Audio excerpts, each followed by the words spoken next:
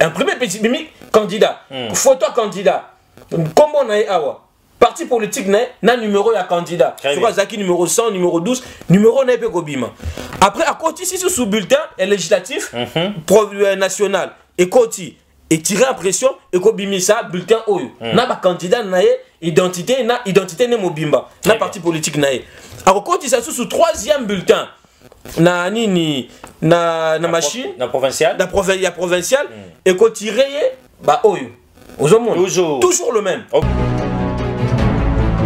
Tokyo Bolingi signé zala politisé Toko Fongola deuxième bureau deuxième bureau c'est cause la géré par les confessions religieuses parce que le politique Bolingi ça la politisé ça dit la majorité dans opposition est talibino faites ce que vous voulez na senyuan mais biso tolingi to créer siko ba confession religieuse c'est là où moi je me dis hein, comment les confessions religieuses bozo masolo ya Congo to pesi binombo ke mingi bozo landa biso un peu de partout dans le monde depuis sarabino ezali passage obligé masolo ya Congo a to va ça la ba critique te tolobi masolo ya Congo cette fois-ci nouvelle formule parce que c'est to sunga ba imboka c'est to sunga ba décider et c'est to sunga ba yi ba ko kamba ekolo pamba te to ko remarquer depuis to bandi na régime ya kala ba émission banalise critique rien ne change donc on a battu belé baza ko zonga na ba même système bien que banaliste politique baza ko yaka wa makamuza ko tambola te alors to lingi to longa na système wana ya manipulation o ya likambo etali ba pesi o kania kapo na télévision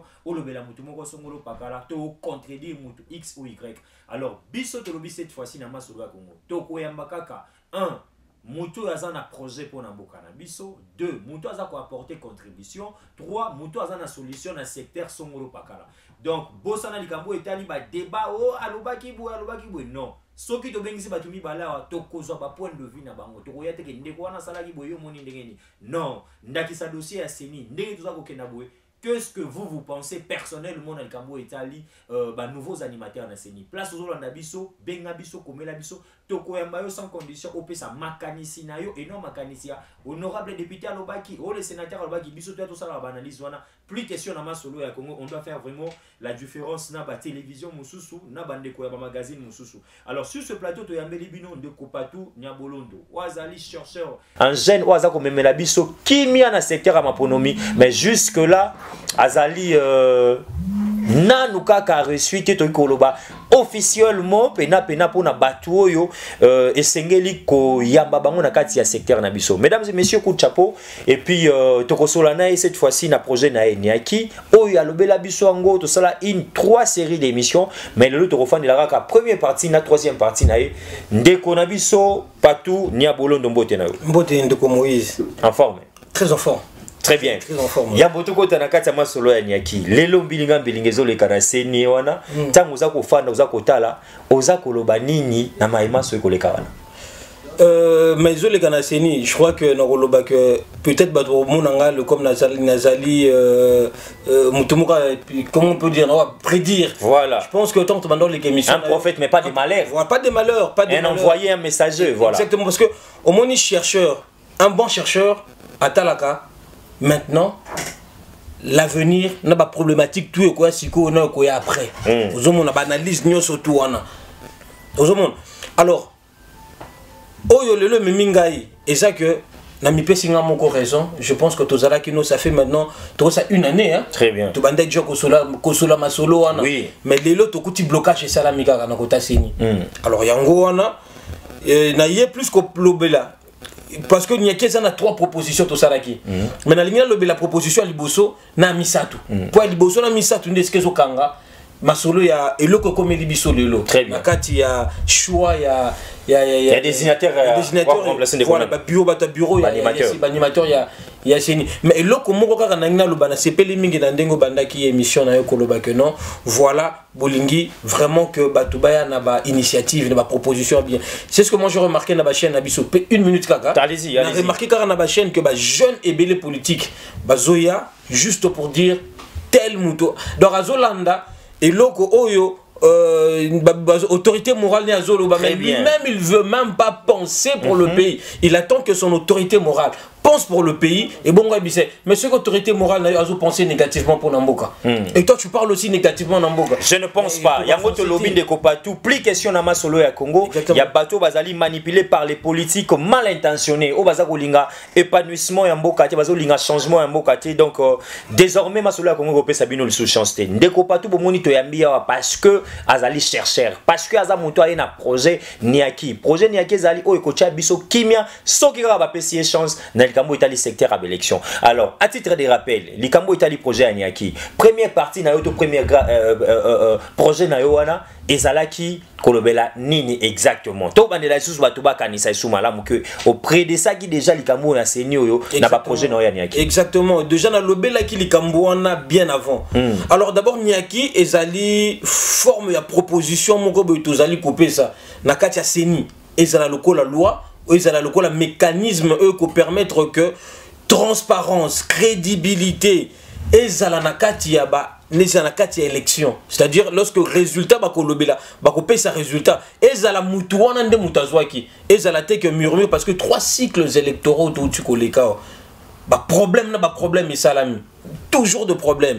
Alors yango biso to pensa ki to bandaki ko penser na zongisi momuke to makanti bandaki depuis 2016. Si les lots toujours continuent kaka, toujours mûrir nini projet niaki, donc nazo la qui sa population va mon projet niaki yango yo, donc voilà. Depuis 2016 tu bandaki au travail yango, toujours travailler, toujours continuer et voilà malobo to loba ki na émission na yo. Na émission na sala ki na bandeko mususu yango rattraper biso. Alors na zongeli directement pendant loba que proposition à liboso biso to loba ki que na seni ezali likambuya batute. Parce que batuba kaka kopé ça ba résultat oyo ba électeur ba votaki ozomona ezali likambu ya batu penza te batu pe bazana mabe na bango mais ezali likambu ya kopé ça mécanisme ndenge ni toko ko sala ba élection na biso de sorte que transparence ezala na kati ya makambo wana nde tolbaki ba proposition to pesa ki. Alors likambu mabe na kati ya sene ezali d'abord likambu ya ba imprimer ba bulletin wana ezana nu ya na koloba mabe na sens ya ko critiquer penza te ya koloba na sens que to kokinde ko modifier ozomona to modifier bulletin wana po bulletin ne pesa koko so moins mingi parce que na bulletin moko ozomona élection présidentielle, élection législative nationale, na élection provinciale na kati wana bo yebisanga na ndenge bo pesi wana boko compter yango ndenge ni depuis moi ko sala mandenge ni boko kabola yango ndenge ni problème de wana. Très bien. Voilà, problème yangona dans la kisibo. Donc ba bulletin outil précédemment ezalaki oyo. Voilà. Ezali bulletin même celui toke ma ponomi lisusu na bulletin oyo et ko poser kaka problème. Ata botie nani.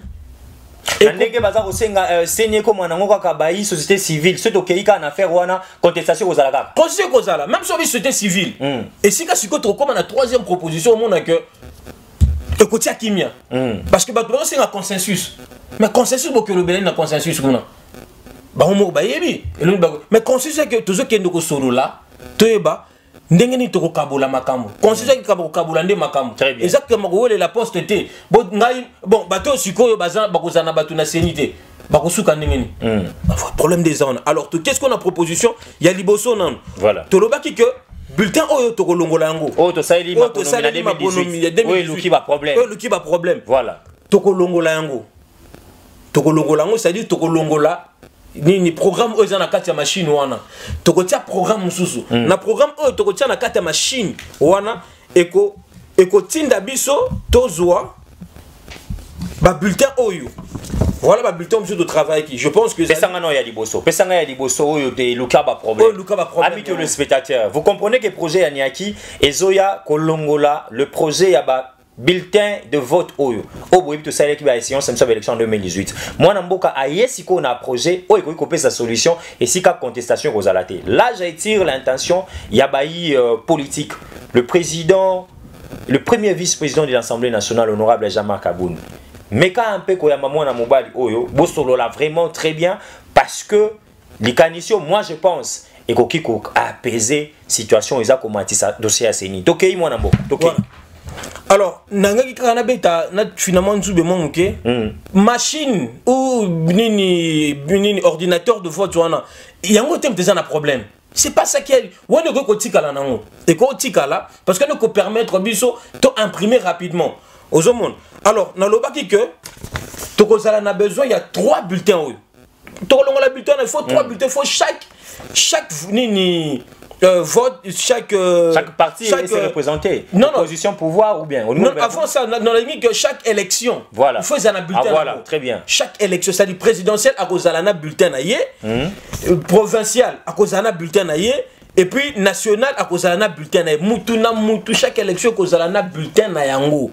Alors, dans chaque bulletin, ce que vous remarquez, beaucoup de monde a que bulletin, surtout, et Zalina, 4 talons, on va bengi 4 tickets. Aux hommes, 4 coupons. Dengue tout le baka communément. Ba coupon dengue zana ba ticket nango ezali 4. Na présidentielle 1 2 3 4. Au comment nango pendengue moko 1 2 3 4.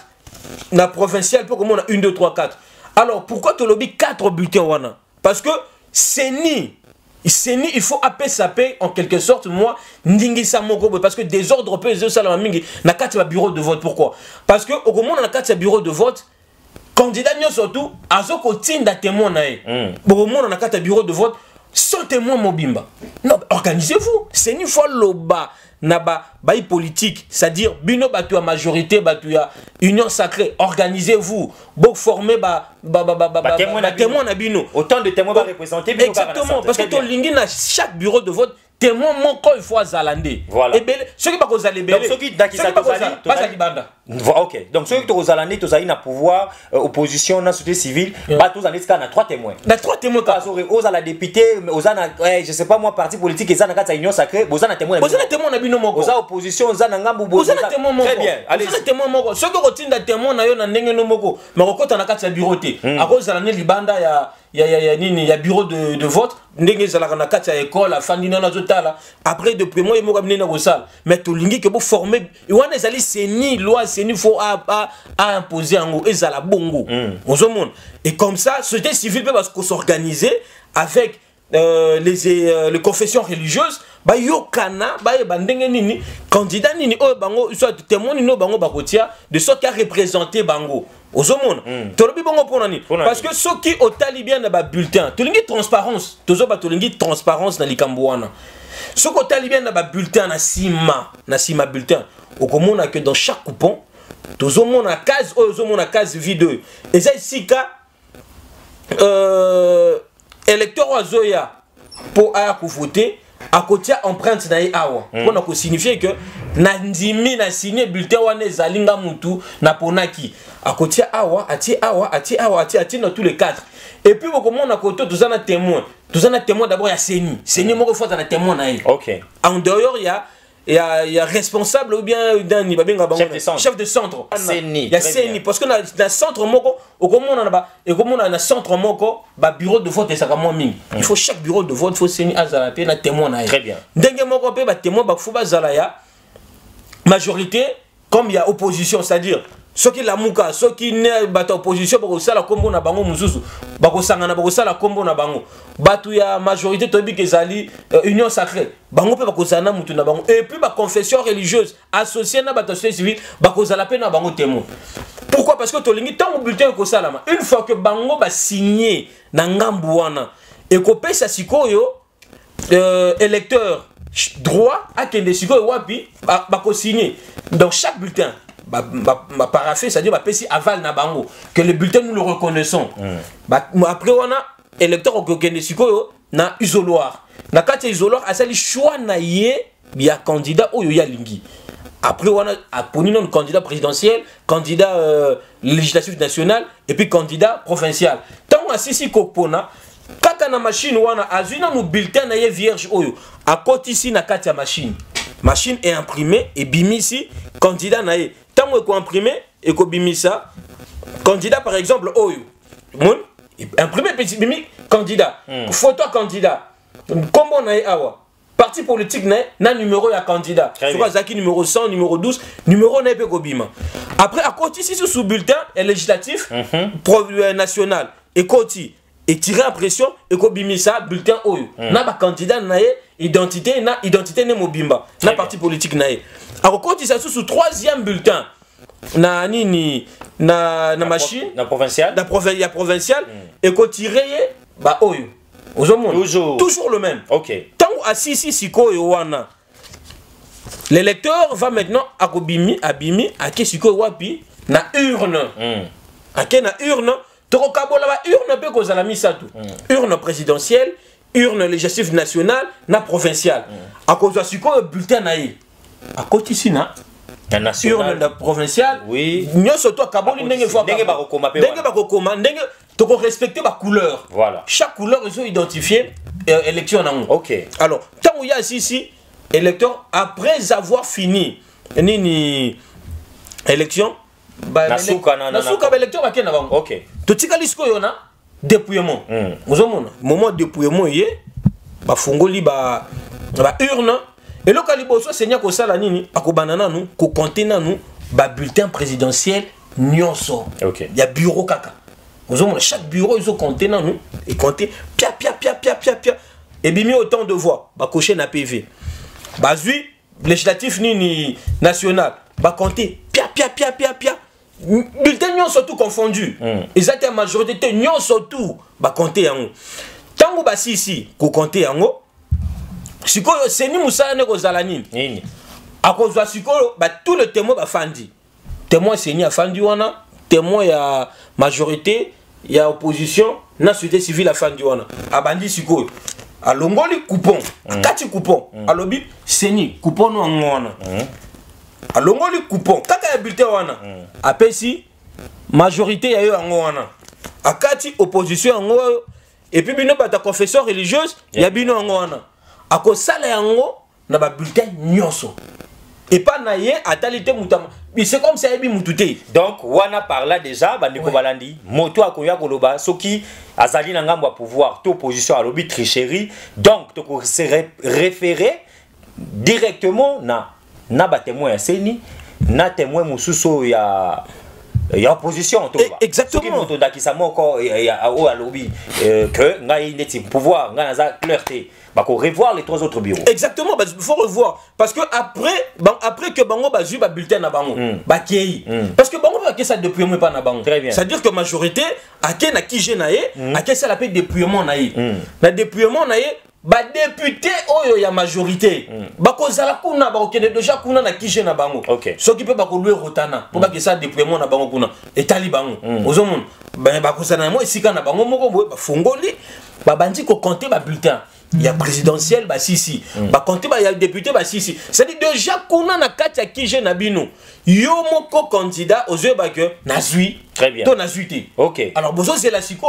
Qu'on peut beaucoup qui déjà qu'on publier na kati ya nini na kati ya kije na bino. Aussi si, vous publier déjà. Donc par là ce qui est déjà publication, c'est a publié mabé aux alina 1000 chances na opé OK na cour constitutionnel avec de près. Mais exactement, aux alina 1000 non seulement PV parce que PV zali loko de fois plus contesté na kati ya non, j'allais dire ba bulletin. Ba bulletin de combien? Très bien. Ba bulletin no memi parce que véracité ko zala wana. OK. Ozomona ba bulletin no ba compter soki cour ce tribunal monique eza yona seni bozo bendana.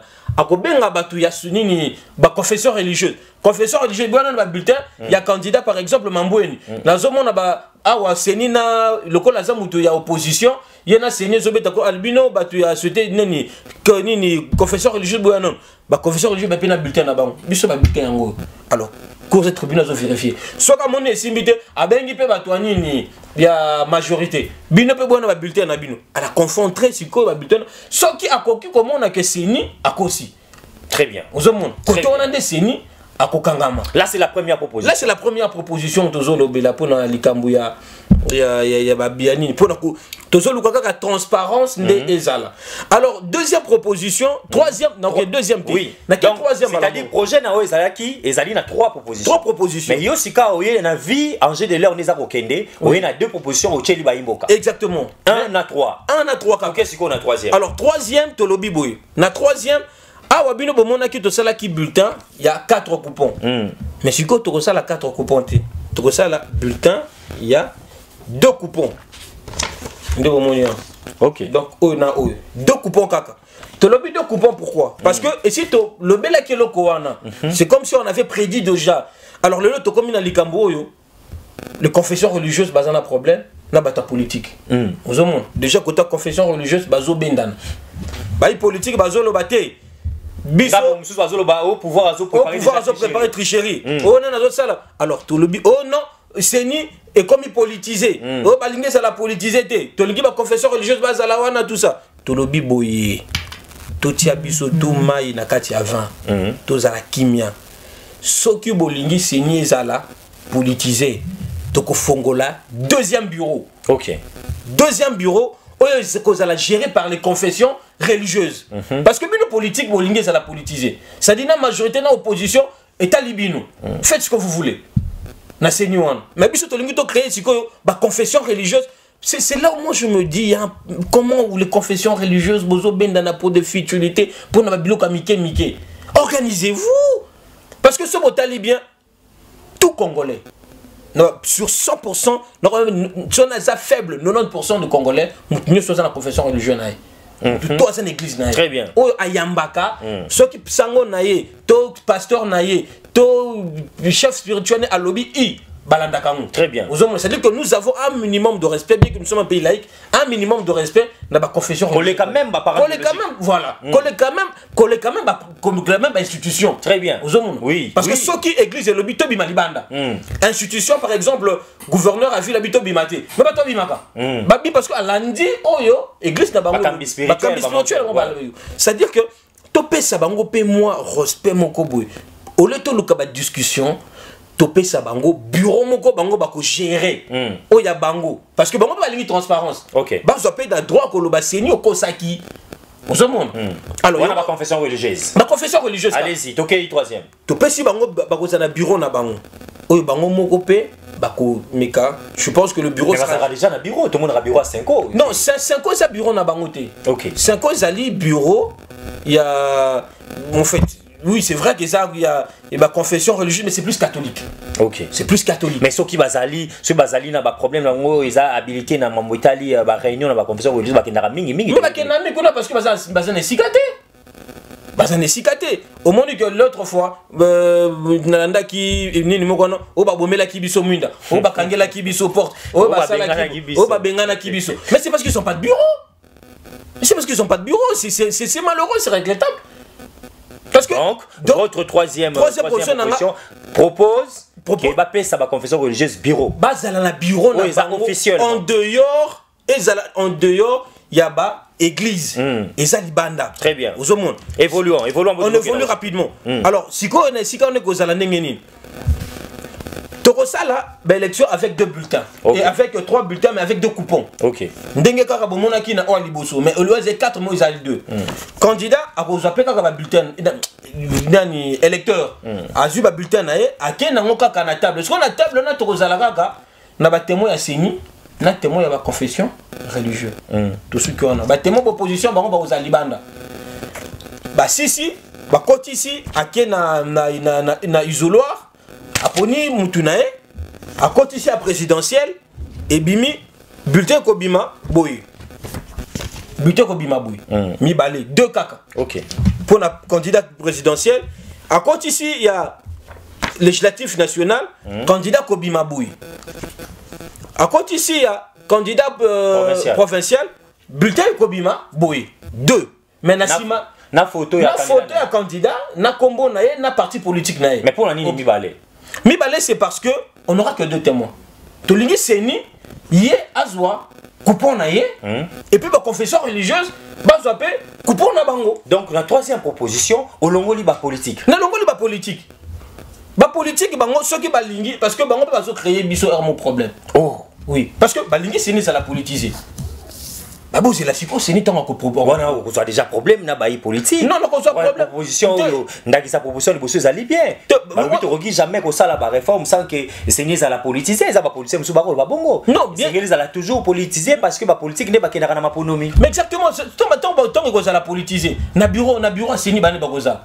Mais pas voter bango na bango sur balingi président, il y a Seni Azala Muta mutu ya parti politique. Ah, confession religieuse et belé ba komi ko funda bango pe ba komi na ba tendance ya politique. Ozo mona te déjà ceux qui seni ezali na tendance moko boye déjà ba tozo ba candidat favori ya Songolo Pakala. Et que na kati ya société civile ezali pe sous na tendance à ba confession religieuse au moins te que ezali déjà favori moko pona kamoko. Te on boni ki ngone ska tozo lingato yongo troisième proposition et ko bannir ba biloko tona. Pourquoi? Parce que ba confession religieuse ba kokota maponomi na bino ya président sénité. Parce que ce babakota bino bozo kopesa bango ba pression. Moi je ne dis pas, je ne sais rien. Mais bazo recevoir la pression ndenge tolanda ki président ya nani Abesho donc toyokaki en fait. Au moment on a dit que nous confesseur religieux ba pona sous président Seni abima na confesseur religieux ba ko s'organiser ce qu'on a kata bureau na bango ba pona nani à cause là. Mais pour aller na troisième proposition, déjà il se pose un problème, oza ko mona bango moko ba confesseur religieux baza ko kanate. Alors ni ne koki ko lancer le ko la chercheur parce que piste la solution na et koki ko le casser seulement si bazu consensus entre bango. Mais oui, exactement. C'est baza na division té. Mais bango to ko mona division za totale. Les deux camps bazo ko senga l'arbitrage pas chef de l'état, mais ce soit ba bien en tout cas bango travaille ici li ba sali mission au parlement si quoi le projet pour les cas et sengeli bazala liboke bazala soudé. Quel est votre message? Mais message nangé zaka kaboy ozomona pour que proposition oyo eleka il faut d'abord qu'il y ait un consensus aussi. Oh, non, pas tout. Consensus pourquoi? Parce que déjà to banda ki mabe. Tant on a lobé la ki ango. Ça fait une année. Tant on a lobé la ki ango. Bah tout le monde a qui le col là, ils ont un problème, les gens se sont dit blague tout ça. On est revenu. On est revenu pourquoi? Parce que la loi qui a été déjà établie dans le temps, il fallait président il y a Seni Abimakaka n'a pas confession religieuse. Mais il y a toujours eu des problèmes. Abe Malou Malou, paix à son âme, il a eu des problèmes. Nanga lui-même il a eu des problèmes. Qui ça Goïmoulunda a eu des problèmes. Aux hommes, Abe Malou Malou est revenu 2 fois. Il y a eu des problèmes. Église catholique est rejetée qui bango. Mais Batouani il y a nini église de réveil bah il y a mis bango batuni surtout. Mais c'est quoi ce truc? Il y a un autre bibotique à ma confession parce que bazo kabola ma confession religieuse. Bagnani bazo kabola bango. Bazo kabola bango kaka. Banani. Bazo kabola bango kaka. Oh, déco pas tout. Bazo kabola bango. On pas encore le politique. Non, c'est clair. C'est clair. C'est clair. C'est pourquoi parce que Seni et ça loko il faut aider Bisoto Kende na élection. Toke bakenda ki na Zambie. Zambie, oui. Les élections se sont déroulées très bien. Très bien. Délégation qui conduit l'honorable Jean-Marc Kaboun. Moi je le félicite d'ailleurs, moi je dis courage à lui. Mais tolingi pe ba élection surtout aux ana président. O abimi azali azali siko a président africain. Il faut tout l'exemple.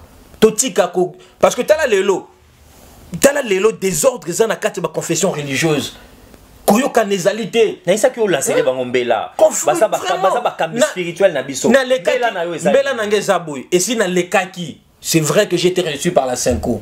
J'étais reçu par la Cinco. Est-ce que nan bayamba ki projet malade? Exactement, ils ont reçu le projet.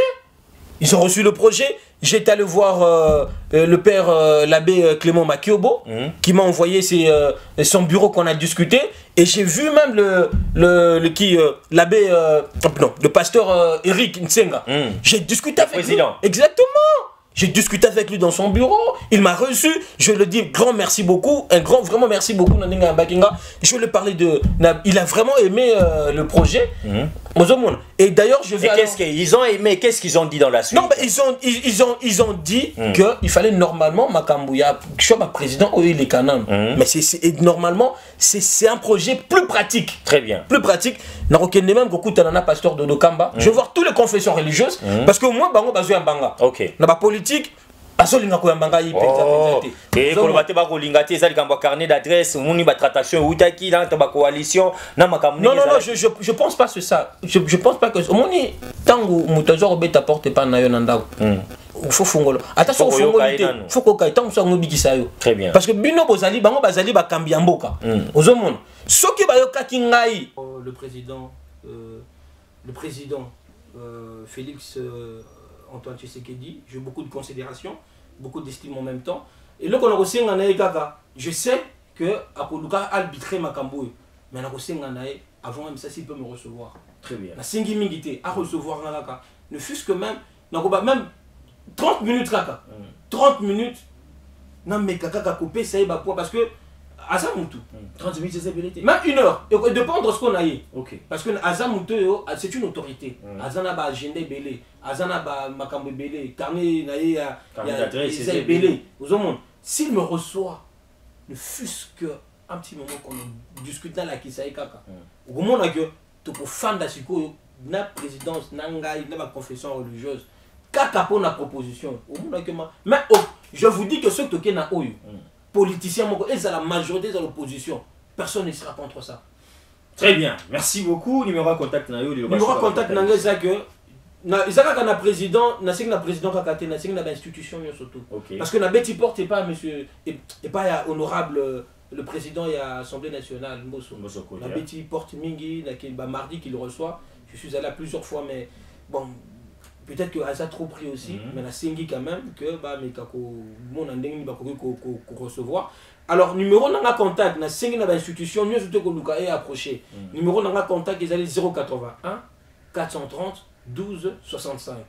081 430 12 65. Beaucoup comme il y a na WhatsApp, beaucoup comme il y a na Facebook, beaucoup comme il y a na Twitter, beaucoup comme il y a na Instagram, beaucoup comme il y a na Skype, na zone combo na partout nia bolondo, partout nia bolondo, beaucoup tangai wana. Donc voilà. Je reste ouvert, très ouvert, non seulement pour les institutions, mais toute personne, peu importe que vous soyez, de faire des propositions là-dessus. Parce que na conclusion na ni na proposition na te. Na tika ngo polé de sorte que biso tout ba congomani. Et za lozali wapi. Et za na ba province. Tu peux me dire un mot. El Kambouana et puis tu remeka ko harmoniser. Merci. Ba problématique otokuta na ranango to pe tozali ko sala ba contestation na likambo tali ma pronomie République démocratique du Congo. Ndebo tolingi promotion ya ba jeune tolingi mutu etamola et non manipulation na baï politique o eza quoi faire avancer mboka te au lieu de penser de réfléchir nini wazo sala yo koyaka na ba chaîne na ba télévision pour parler des autorités pour dire de n'importe quoi na likambo za ko maîtriser te. En tout cas c'est que changer ba mentalité pe les sous bana koya na coup de pouce na biso pour na épanouissement changement développement et école au Congo démocratique. Beaucoup de biso prochainement avec d'autres invités ceux qui est soient au revoir.